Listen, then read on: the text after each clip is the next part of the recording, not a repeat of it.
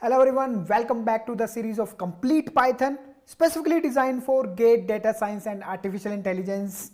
Let's start with this session, which is actually covering the while loops. Loops are very important. If you want to execute some code again and again, then you can put inside a loop and that statement will execute again and again. That's it. So there are two types of loop in Python. One is while loop and one is for loop. Okay. So in this lecture, we will discuss about the while loop. Here is the syntax of the while loop. Here, okay, this is how we can define the while loop. This is the keyword. This is the keyword which we are using. Keyword, and with the keyword, we have a condition also. This is the condition we are mentioning. This loop will execute until this condition is true. Until this condition is true, this loop will execute. And we end up this condition by using the colon. Okay, fine. Okay, and the body part of the loop is actually defined by the indentation. Okay, so we give a fixed number of gap indentation. Usually we take one tab.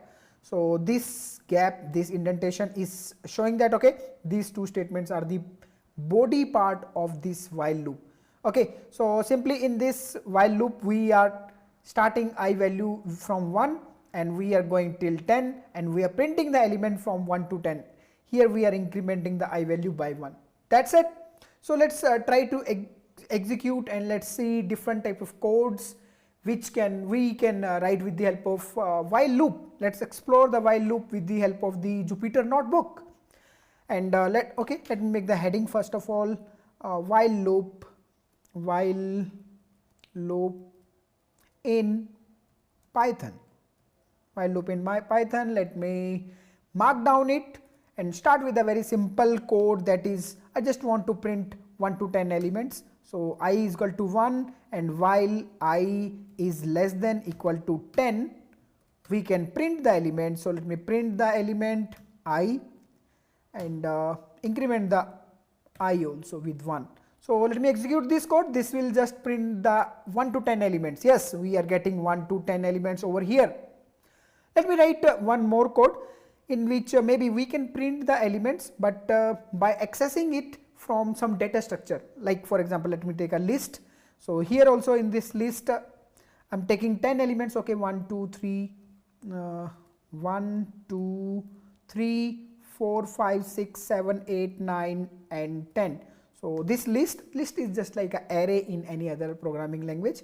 This is an array of elements we have, and if we want to print it, okay, let me start from 0. So indexing in for the list actually start with 0. So I initialize I with 0, and while my I is less than the length of this list. So just I'm going through all the elements of this list and I'm going to print them. So let me print the list ith element. After that I can increment the I. Let me increment the I also. So this code actually will print all the elements of this list starting from 0 till the 9th element. So this is a zero based indexing we use in Python. So let me execute it, and here we are printing all the element by taking it from the list. Length function is actually finding the length of the list. Okay, that can be used for finding the length of the list. Let me maybe trying to use another data structure like string. So let me take a string and trying to access all the element in this string A. I'm writing the string A, B, C, D, E, F, G, H, I, J. Fine. Okay, so just this is our string, and let me try to access all the characters of this string. So again, in the characters, indexing in the string start from 0 in Python, and let me try to print all the characters starting I from 0 and less than the length of the string str. So okay, fine, let me print all the characters. So print in the str, print the ith character every time, and let me increment the I also over here by 1. Let me execute it. We can see that okay, we printed all this A, B, C, D, E, F, G, H, I over here. one by one we access all the character from this data structure also. So fine, okay, this is the basic structure of the while loop, how we can use the while loop to access the data from another data structure, from like string or list or many others also. But okay, this is the basic data structure, how we can use the while loop. Okay, this is the basic structure. Fine, okay, and now let me add some more information in this, like we have some statements like break statement, continue statement, else statement, pass statement. Let's use them. Let's see how we can use them with the while loop. So let me start with first the break statement. So let me make the heading break statement. So this statement actually help us to come out of the loop. So if we want to come out of the loop in the middle somewhere, then we can use the break statement. Okay, so let me write a code which will help us to understand the break statement. So initializing I with 1 while I is less than, okay, less than 10, less than equal to 10. Then what I can do, okay, I can say that let me print the element first, ith element I am printing, and I am printing elements like 1, 2, 3, 4, and if I can write like this, if I value reaches to 5, then I can come out. Let me take a break out. I'm coming out of the loop. Break is helping me to come out of this while loop. So whenever the I value will be 5, this condition will be true, I will come out of the loop. Okay, and let me increment the I also every time, so that we can check out the next I value over here. So increment or decrement operation is required, definitely should be there in the while loop, otherwise that our loop will get stuck into infinite loop. So what should be the output over here? We are printing the element, that's it. We are printing starting from 1, and whenever the I value will reach to 5, actually we will come out of the loop, because this condition will be true, and break statement will execute, and that will bring us out of the loop. So this should print 1 to 4. This should print 1 to 5, this will print 5 also, and then that will come out of the loop. Fine, okay, let me execute it. Yeah, this is printing from 1 to 5, this is printing from 1 to 5. Fine, okay, this is about the break statement, which is helping us to come out of the loop whenever maybe some condition is satisfied, we can come out of the loop. Fine, okay, and there is another statement like continue statement, which can also be clubbed with the loop. So continue statement, let me make the heading statement, let me mark down it and execute it. Fine, okay, and I'm writing a small code over here to understand the continue statement. So let's suppose I value is starting from 0, and we are going till, okay, I is less than equal to 10, fine, and I'm incrementing the I value, fine. Now maybe I can write a statement, okay, if I value is between 3 and 8, okay, I values, okay, that is greater than 3 and I is less than 8. If between 3 and 8, if I value is between 3 and 8, then we will continue. So what this continue will do, this when this statement will execute, our control will reach back over here, will reach back over at this statement, while statement. So this condition will be again checked.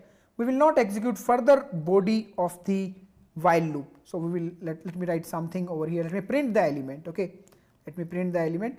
So whenever this condition will be satisfied, we will go back over here. Due to this continue statement, we will go back upside in the first statement. First this condition statement we will go, from this continue will send us over here, and then again we will start executing the loop. So this is just sending us to the starting of the loop again, continue, fine. And I set it, I include it inside a if statement.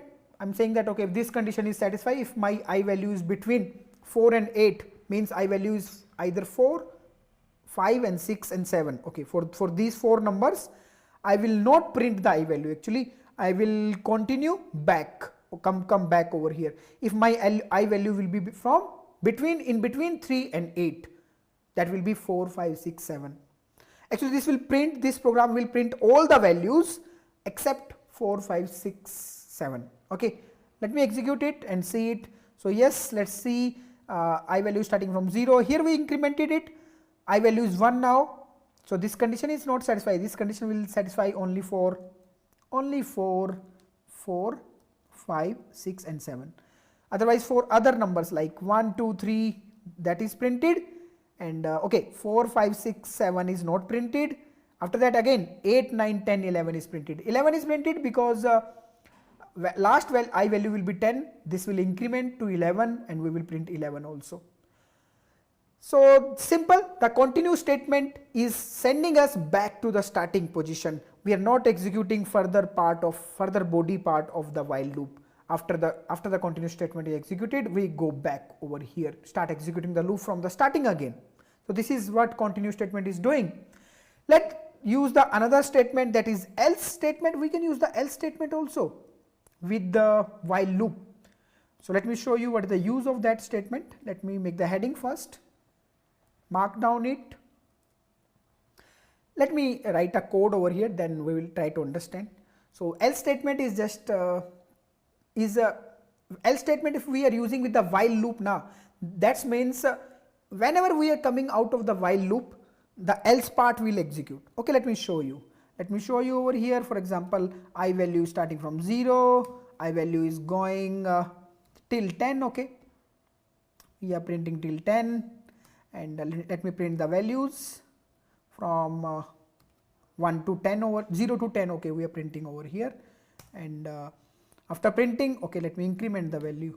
We need to increment, otherwise we will get stuck in infinite loop. So after coming out of this loop, I'm coming out of this loop, I can write else. So means if this loop is finished, then we will come to the else part, and I can show you. Okay, let me write over here.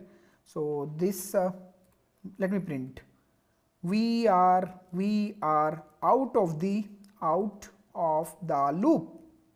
So this will get printed. This else statement will execute when while will finish. That's it.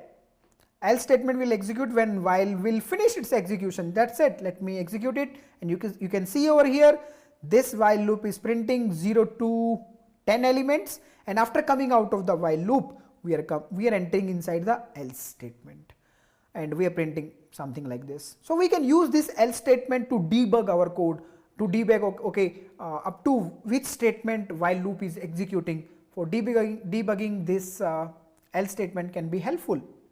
Fine, okay, there is one more statement that also we can use with the loop, that is the pass statement. We use the pass statement with the if else also. For the loop also we can use the pass statement to pass it, just like, okay, we don't want to execute anything in this body part. For that we can use the pass keyword. In the loop also we can use that. So let me make the heading of pass keyword.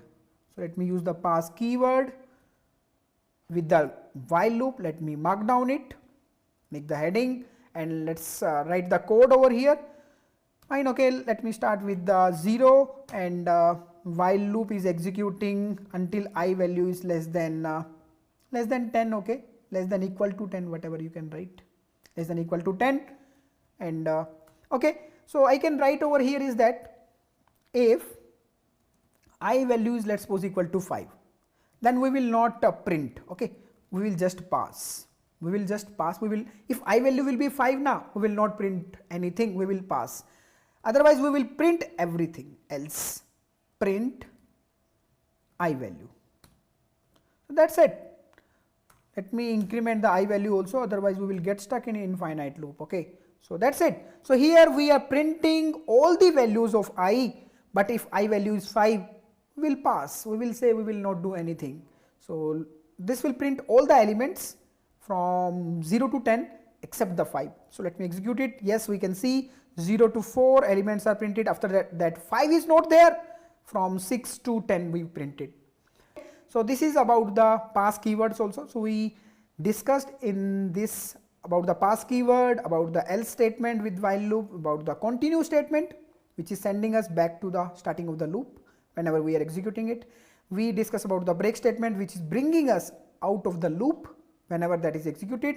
And we see, okay, how we can use the while loop to access some data structure also, like string and list, not linked list, list, and we we printed some elements with the help of while loop. Fine, okay, let me go back to the PPT, and yeah, it's time for exam. Let's solve some GATE DA practice questions. Again, my suggestion, please pause this video and try this question yourself first. Fine, okay, otherwise I'm trying it at my end. So here is our GATE DA practice question. So we need to find the output of the following code. So this code is given to us and we need to find the output of this code. I value is 10, fine. Until I is greater than 1, we need to execute this loop until I value is greater than 1, okay, greater than equal to 1. We are decrementing I value, fine, okay, here I value will be 9 now. Initially that was 10, fine, okay. If I value is between 4 and 8, means I value is either 5, 6 and 7. So we will continue, we will go back to the first statement here while condition again. So otherwise we will come to the else part, and if this condition satisfies, we will come out of the loop, we will come out of the loop directly. And if nothing is going on out of these two, then actually if we are not coming out of the loop, then we can print the elements, okay. So even if no statement will, if we are not doing continue, if we are not breaking out of the loop, then we will print the element, okay. Okay, let me see it again what we are trying to print over here. So here we can see that, okay, initially the I value is 10 and then here that will be 9. So this condition fail because I value is not between 4 and 8. So we come to the else part. I value is not less than 2 also, I value is 9 actually. So we will not execute this part also, we will print the element 9. So yes, in the output we will print 9, and after that we will go back to the loop, again decrement the value 8. So this is not inside this if statement, this statement is also not satisfied. So we will again print the element that is 8, again going to the loop, this time the value is 7, and this statement is actually executed. This is true because I value is between 4 and 8. So this statement will be true and we will continue, we will execute continue keyword, and this continue will send us back to this while loop. And here this will increment one more value, that is 6. Again this condition will satisfy, we will continue back to our starting statement, this value will be now 5. This condition is true again, going continue is again executed, going back to while loop. This time the I value will be, okay, I am writing over here, that will be 4. This condition is fail now because 4 is not greater than 4. So we will come to the else part. Is the 4 less than 2? No, 4 is also not less than 2. 4 is not less than 2. So we will just print this element, okay. We will print the 4 also. After that 4, the I value will decrement to 3, and this condition again fail. This condition also fail. So we will print this 3. And coming back to the loop again, now the value will be 2. So after this condition fail and this condition also fail, so we will print the 2 also. After that the value will be 1 over here, and this condition fail, fine, and this condition is true, 1 is less than 2, 1 is less than 2, I value is 1 now. So we will execute this break statement, we will not print anything, we will come out of the loop now. So we are not going to print 1, we are coming out of the loop now, and after coming out of the loop, yes, we have printed this is our output. You can see over here also, this is our output. Fine, okay, so this is the output for this code. Let's move on. Oh, that's it, hooray, we completed yet another session. Stay connected with me to crack the GATE DA exam. See you in the next class.